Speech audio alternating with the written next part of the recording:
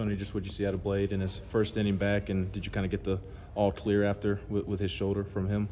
Yeah, I've had that for a while. He's been reluctantly patient, if that's the right phrase. I mean, he shaved his head. He's told everyone that he's ready to pitch and all these things. We're just we wanted to get to the point where we felt comfortable as a coaching staff that he was overly prepared. And then now that he's thrown, there's no, all right, now we got to give him another week or we got to do this or that with him. And that's the position we got into. As far as his outing, what I told the other coaches and Russell, I thought he was outstanding. His first two pitches sucked. No disrespect to Ketterman. Missed his both spots by big time, and Ketterman put a good swing on it. And then after that, I thought he was great. We made a defensive mistake behind him. Their best hitter, without a doubt, and a guy who can hit anybody in the country, and no disrespect to the other hitters, that's just my opinion, is Prater.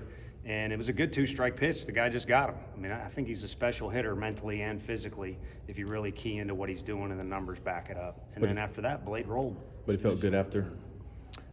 Felt good after? Yeah, I think at first he came out, and of course he wants a zero and wants to dominate the world, but you know, why would you want that to be your first outing? More than anything, it's key to just get out there. And now, like I said, he's in the mix, and that's why the guys were hooting and hollering in the outfield. And they know how hard he's worked, too. If you look at his body, he's more physical than he was. The guy's been working like a maniac. He's kind of been Ben Joyce 2.0, and by that, I mean just his routines and his work ethic have been phenomenal.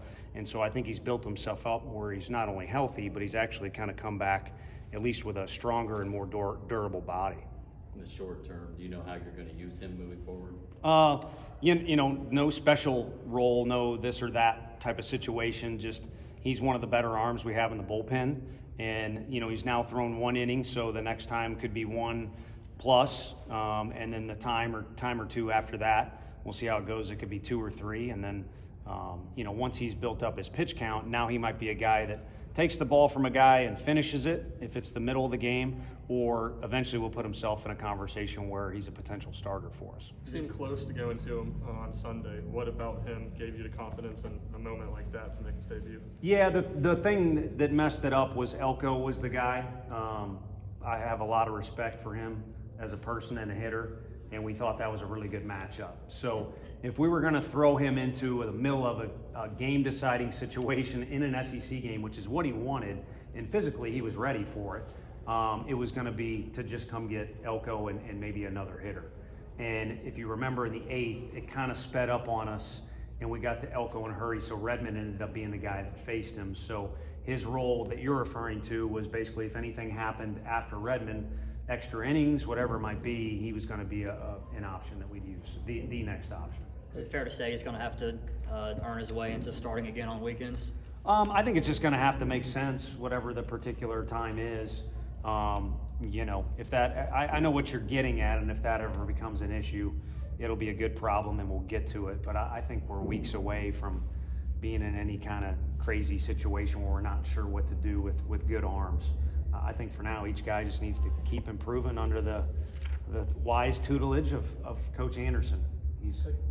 Yeah, go ahead. Do you have any updates on Jared Dickey? Yeah, he was walking around better today. He's no longer in a boot and on crutches. He's under his own power or putting weight on that foot. But he's a day or two away from probably doing any active movements. So making progress, but I don't know where the light is at the end of the tunnel because it's kind of a pain tolerance and it's a bone bruise, so it's kind of hard to read. Plus, that's not really my specialty. Every time it feels like every time you put Christian in the lineup, he comes through. I mean, is this what you expected out of him? Well, yeah. I mean, I think you know what you're going to get out of him. Is he's kind of a game day performer. The guys compared him to Andre Lipsius a lot, and what they mean by that is there's a few things that are similar in the way they do stuff, but I don't like the phrase gamer in this case, but just when the lights are a little brighter, I think he likes it. And I think he also is a smart player on top of being a great athlete. And, to be compared to that guy was our best player for a couple of years. Coach, since we've come, there's been a lot of first-time evers or first in a very long time. Has there been a little bit of extra juice since you guys got the first #1 in program history? I don't know, because I think that was last weekend. I don't know which ones have the gold star and which ones don't. but I thought that was last week. What I noticed tonight was there was a little extra juice, and we kind of did a Wednesday because of their situation. They went and saw the Kivett Cougars last weekend, and then I think they're leaving here and going to the next weekend's road trip. So we did Wednesday instead of Tuesday. I'm not so sure that didn't help us. So, we chartered back from Oxford, but get your feet under you, get a day of preparation going into this game. And whatever they had in them, again, maybe it was Euros was in the stands, so they were scared of him starting a fight with one of them or something. But pregame in and out was really good. The focus was good. Jarrell and Russell are not in the lineup, which, trust me, they want to be. And they probably had more juice going during, batting practice and pregame, more energy than anybody. So whatever it was, I thought they were really focused today, which is what's going to be needed against these guys. Maybe it's this is always a dogfight against these guys, but it was there. Coach, going back to Christian, he and Blake Burke have done so well at the plate. How can they continue to improve as the season goes on? I think stacking reps is key. So again, you get to a point today where you're deciding who's going to be in the lineup. Those guys need repetitions, and they need to be in different scenarios. But I think just being mature about tough situations. It's kind of like the ninth inning in Oxford. I thought our team had a good amount of maturity. I know we didn't make one play, but Coach A's been there as long as anyone, and he's saying it, and I kind of back it up. The guys were intense, but they were kind of under control. Whereas you can kind of freak out in those situations when you have a massive crowd going nuts. And so I think situations like that, it'll be good for those guys to pay attention to those older guys and see how they handle them. But, those guys are really good players.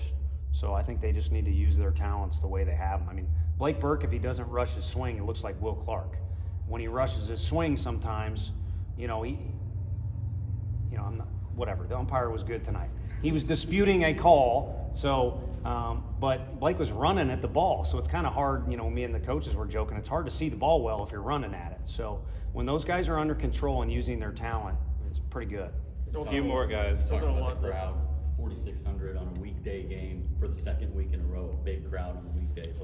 Just how awesome is that? Yeah, well, I was on deck. I got the text message theme I got more than anyone was the crowd looks phenomenal on TV.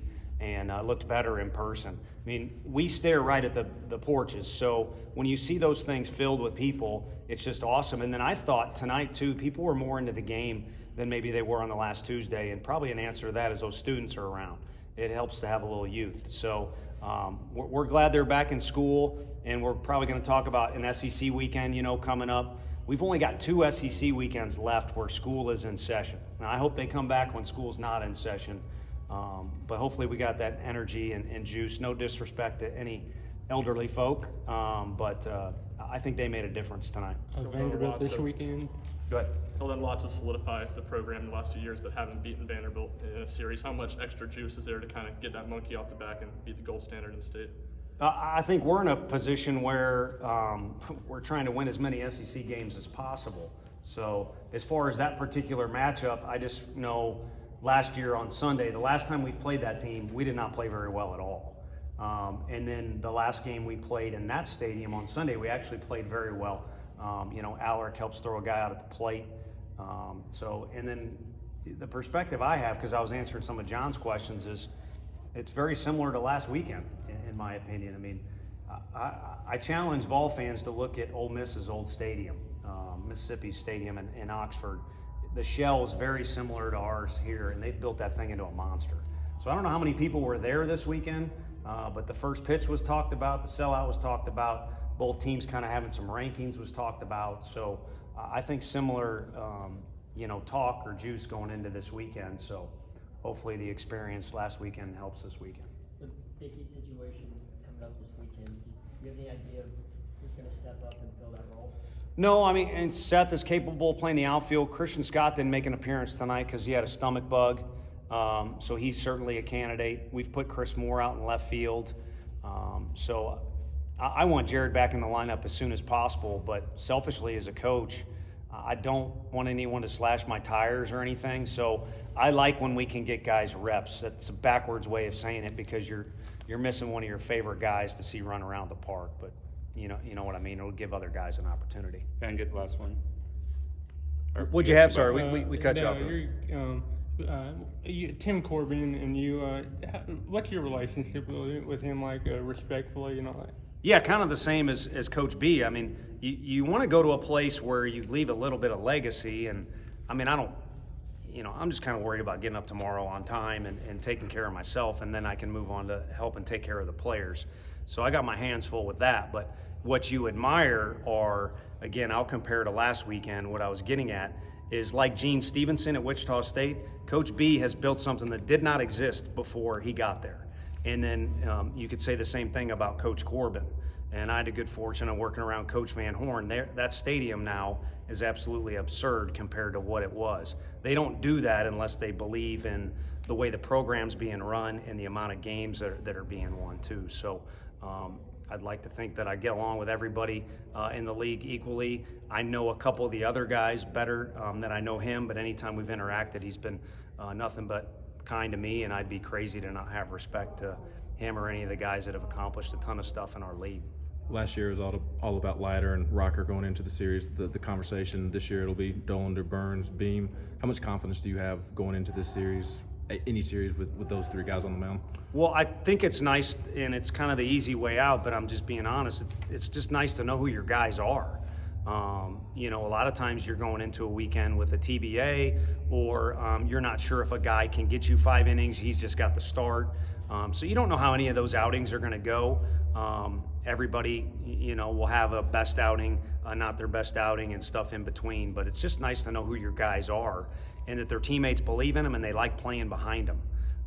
And that's certainly the case right out of the gate. Chase Burns, we miss Mr. Dallas, but it's kind of the same thing. When you start the series, you want a guy who can, at least go into the 5th, give you a chance to win, maybe is capable of having an inning where he puts it on another team and all that good stuff. But what I really like is when it's a guy that the team likes playing behind, and we're fortunate enough to have that again this year. Thanks, Tony.